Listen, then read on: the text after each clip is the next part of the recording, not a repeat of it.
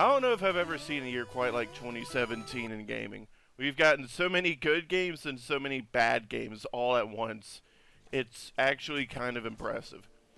So this year, I'm doing my top 10 favorite games of 2017 and also my least favorite 3 games of 2017.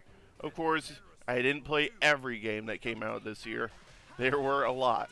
So these are just the games that I played, hence some may be missing. Battlefront 2 isn't on here, guys. I know it probably would be if I did play it, but it's not. So these are my bottom 3 least favorite games of 2017 before we get to my top 10 favorites. So I imagine this is how the meeting for Destiny 2 went. Alright, gang, remember how Destiny 1, the game that had no content, the game that had no story? Well, for Destiny 2, let's have the game that has no content and no story. And let's have any future content at all locked behind the Season Pass. I swear to God, Bungie just wants to go out of business at this point.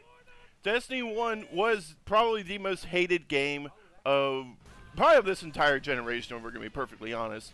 Destiny 2, I don't even think it's hated at this point. It's just, it's the game that everyone's laughing at because they know it's shit and nobody's going to play it. There's no way Destiny 2 sold nearly as well as Destiny 1. It's absolutely pathetic how bad Bungie's become, and we should have all seen this coming from a mile away when they shacked up with Activision. Do not play this game. It is awful. Mass Effect Andromeda. Okay, what can be said about this game that hasn't already been said by a million other people? It's just, there's no reason this game should even be like this. I mean, if this was a talented team working on this, they would have seen the opportunity of going to a new galaxy and just completely revamped everything. With the shit show of an ending that Mass Effect 3 had, there was just no reason we even needed to have all these same races and anything. Just the entire premise of the game is screwed from the very start. I already talked about it at length in a couple other videos, so feel free to watch those. So we're going to keep this one short. Just don't play Mass Effect Andromeda. Just pretend that doesn't exist. Let this franchise die already. To cap off the shit show of a year EA had, Madden 18 is very possibly the worst football game I have ever played. Probably the worst. There is little to no highlights in this game, the only one being the long shot mode, which still can be beaten in under 4 hours, and essentially pushes you into Madden Ultimate Team. Outside of the long shot mode, there is nothing I like about this game. The new camera that you get pre-snap is god-awful and way too close. You can't even see the defense anymore, basically.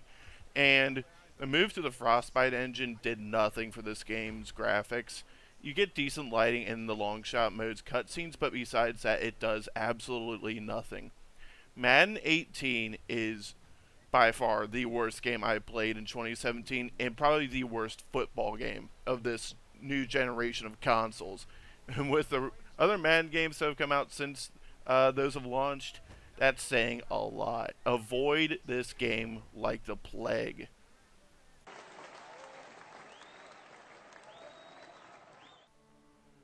You know, this was an interesting year when I'm giving Assassin's Creed actual good, press. that's how you know this has been a screwed up year. Assassin's Creed has been a franchise that I've always been interested in, but once I got to playing it, I lost interest quick. It just ended up getting a bit repetitive for my taste. But Assassin's Creed Origins is the game that I think is finally, it's gotten Assassin's Creed on the track where it probably always should have been. It's got decent RPG elements, even though at times I think they're a bit tacked on. And complete with an interesting open world, it's actually a pretty decent game. Assassin's Creed Origins, it's still not perfect. It still needs a little more in the RPG elements. I think they just need to be tweaked a little bit. The story is interesting, but at least from what I'm seeing, because I haven't gotten all the way through it yet, because actually I think it's going to be a pretty long game. I haven't gotten all the way through it, but the story seems decent, but nothing too great yet. Definitely give this one a shot. I think Assassin's Creed has finally gotten back to where It's the games aren't complete dog shit. Let's just say that right now. The games in the past not so good, but I think Assassin's Creed Origins is finally turning things around. We got a good Assassin's Creed. I guess this is 2007 all over again. I guess it wouldn't be a best of 2017 list if Cuphead wasn't on it. This game, I think everyone saw it coming. It was definitely going to be something special just from the art style alone. And that's why this is on this list, because holy hell, people aren't kidding. This game is freaking hard. I am stuck on the second world. I cannot beat any of these bosses. It's so goddamn hard. Cuphead is, without a doubt, I think one of the hardest games I've ever played, if not the hardest game I have ever played. This game is absolutely brutal, but with its art style, I absolutely adore it. I love old school animation, so it's getting on this list some way, shape, or form. God, it's so good. It's Cuphead. You gotta play it. You owe it to yourself to play this game at least through the first world.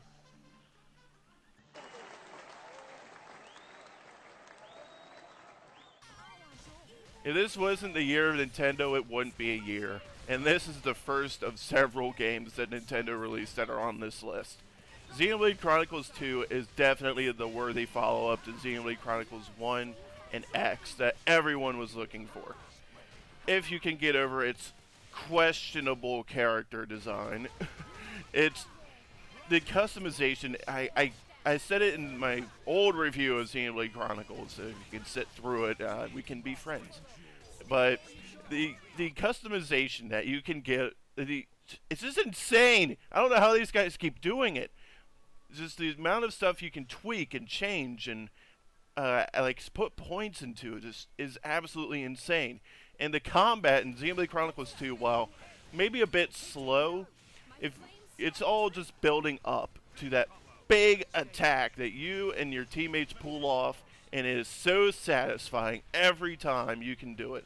If you can pull off the big attacks for humongous chunks of damage, it speeds combat along a lot. So, and that is where all the reward is from. The story, while at times maybe a bit lighthearted, definitely has its moments where it ties things together and talks about different themes of, like, I think one that they were talking about was how the blades were like immortal and stuff like this. It's actually really interesting.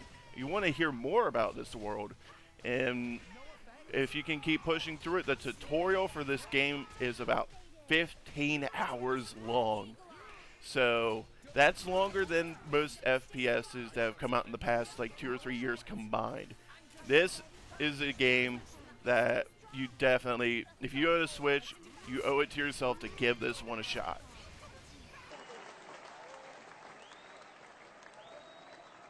Everyone's surprise of the year, Mario Rabbids Kingdom Battle had to make this list. Who thought the Rabbids were going to be relevant in 2017? Don't raise your hands, you're a bunch of freaking liars. This game is phenomenal. One of the best strategy games I think I've played in the past few years, if not the best. Its combat is incredibly rewarding. It's very funny. Then again, I like cartoony physical humor. I grew up watching Looney Tunes, so the Rabbids actually don't get on your nerves nearly as bad as you might think they would.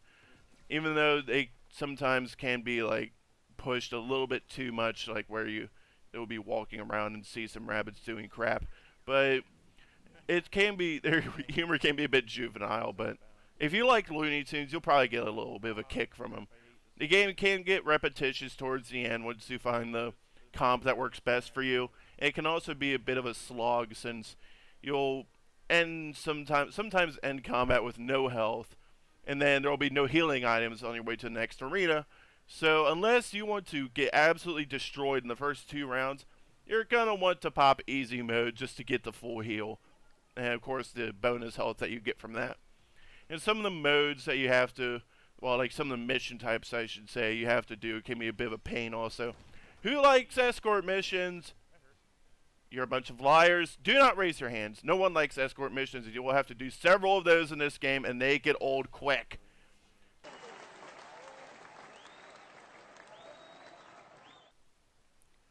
MLB The Show 17. I got a PS4 for a reason.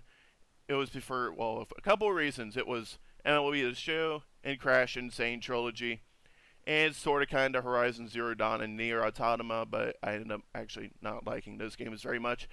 Not enough to get the bottom three, but they didn't do too much for me. I'll explain my dislike for those some other time. But MLB The Show is a great freaking baseball game. It is very rewarding, but at the same time, its franchise mode really didn't do that much for me. I spent a lot of my time in the like be a superstar mode that they've got, and the RPGness is actually like I saw a lot of people were talking about the be a superstar mode was going to basically be an RPG, but it's not quite full on like Baldur's Gate or crap like that, but it definitely has a lot of RPGness to it. Like you can get different gear for your characters and stuff like that. It was very interesting. I've never seen a baseball game attempt anything like that before. But it is very fun, and definitely if you're a baseball fan, give this game a shot. Well, maybe just wait for the next one because it will be coming out in a couple months, but it is a very fun time and very, very solid baseball game.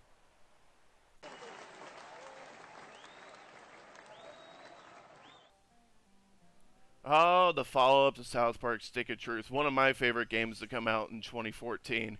South Park Fractured But Whole. While its gameplay is phenomenal, a lot better than South Park Stick of Truth, I feel like it's actually a bit lacking in the South Park area of the South Park game that it says it is. South Park Stick of Truth, in terms of being a South Park game, was absolutely phenomenal. Probably the best licensed game I have ever played. But even that wasn't really licensed since Trey Parker and Matt Stone were involved. South Park Fractured But Whole, while I think Trey Parker and Matt Stone were as involved, it just ended up feeling a bit lacking in the South Parkness of it. Like, if you asked me which South Park game I would have you play first, it would be the Stick of Truth. Fractured But Whole ends up feeling more like a video game set in the South Park universe than Stick of Truth, which really felt like a South Park video game. If that makes sense, it probably doesn't, but I think Stick of Truth is a better South Park game than Fractured But Whole, but Fractured But Whole is a better video game than Stick of Truth. It's very confusing. If you're a South Park fan, play Stick of Truth first, then Fractured But Whole. But if you're just a video game fan who is interested in South Park, play Fractured But Whole first. It's just what your tastes are based on. If you're a big South Park fan like myself, you'll probably get more of a kick out of Stick of Truth than Fractured But Whole. Which isn't saying Fractured But Whole isn't funny, because it is, but I think Stick of Truth just does it a little bit better.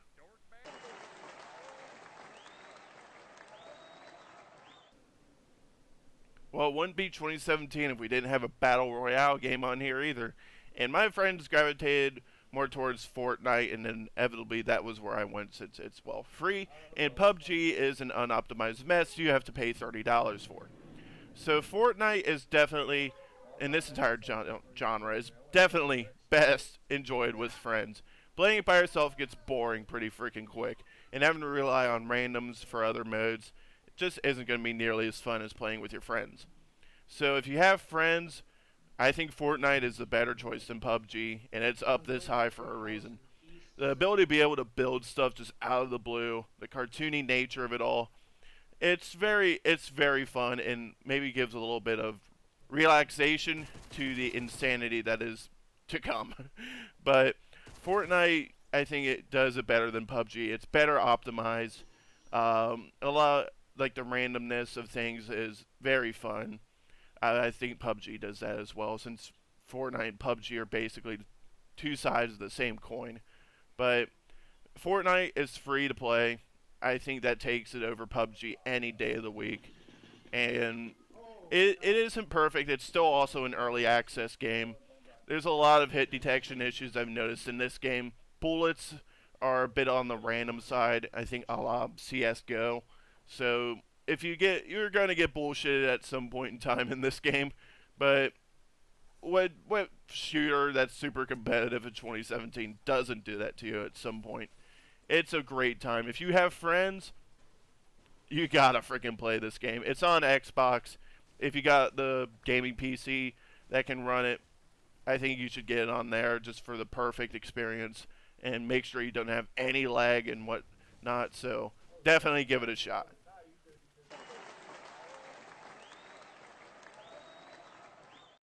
Well, I think everyone saw this one coming. Super Mario Odyssey is as good as anyone has said it is. It is the big 3D platformer for 2017. If you're a big fan of 3D platformers, yes, you should get a Switch just for this game. It is that good. The just open world, collect whatever the hell you want. Just you don't have to do like a mini game for every moon like Banjo Kazooie kind of did stuff like that, and I was never a big fan of it. Just to get your big collectible, you have to do like a mini game or a puzzle. Yeah, those here and there are fun, but Super Mario Odyssey, all you have to do is it's just basically think outside the box. If you think outside the box, you are going to get rewarded with something. And of course, all the nostalgic throwbacks like 8-bit Mario and all those sections were awesome. And then, of course, at the end of the game, there is an awesome throwback to the N64 days. I'm not spoiling it, but it definitely, I'm telling you now, getting through the main campaign to get to that is totally worth it by itself. And there is a ton of endgame content to do in Super Mario Odyssey. Maxing out the moon counter to 999 is going to be a humongous challenge. And it is not going to be easy. I haven't done it, but I know someone who has, and it is hard, but it is worth it. Definitely, definitely get this game.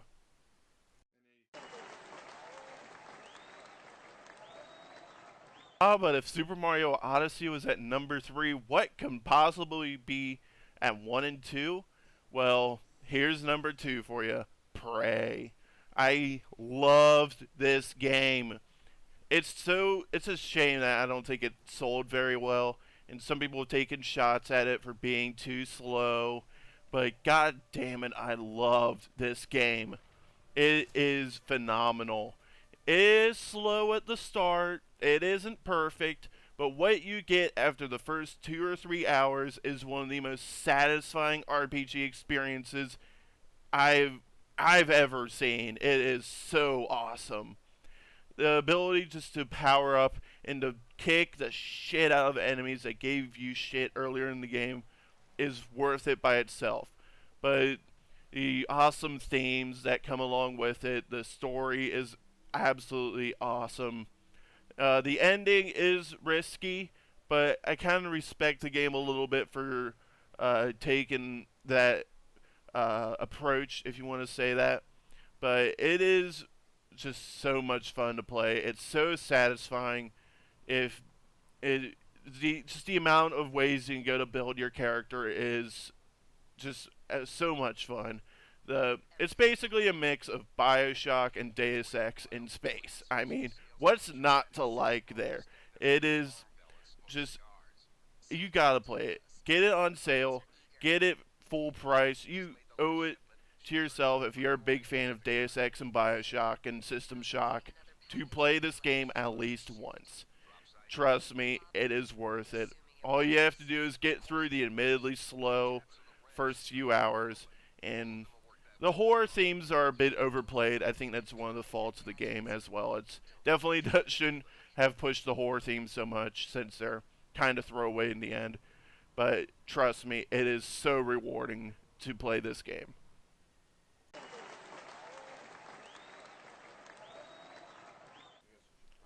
Well, I think everyone saw this one coming.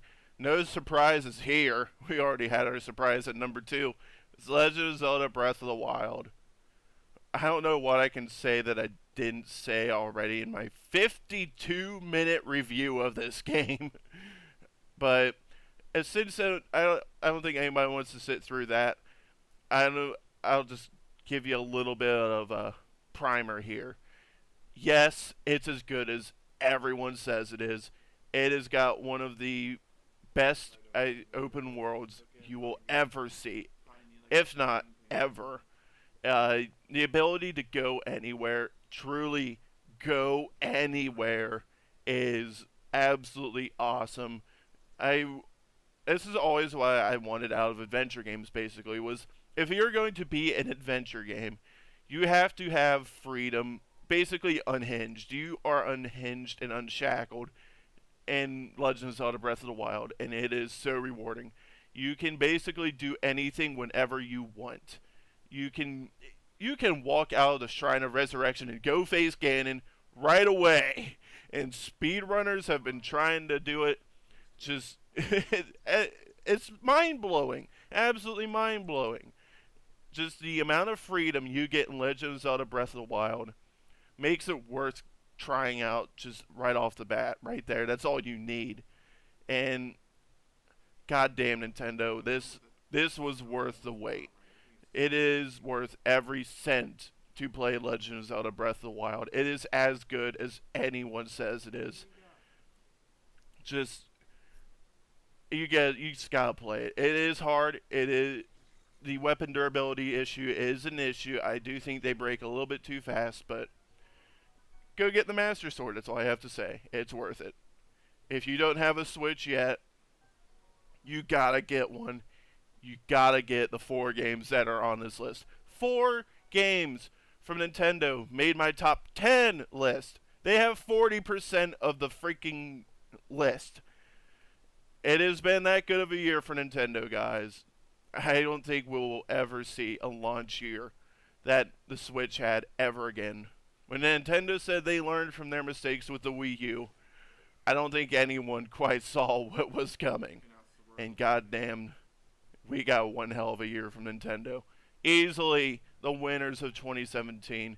Perfect, flawless victory, Nintendo. 2018, it's going to be probably going to be a bit of a disappointment compared to 2017. But hopefully Nintendo can somehow continue their role. If they do, well, at least we'll have Nintendo. But thanks for watching, and I'll see you all in 2018. It's going to be an interesting year for this channel, but I think I'm going to talk about it a little more in depth in a separate video. But thanks for watching.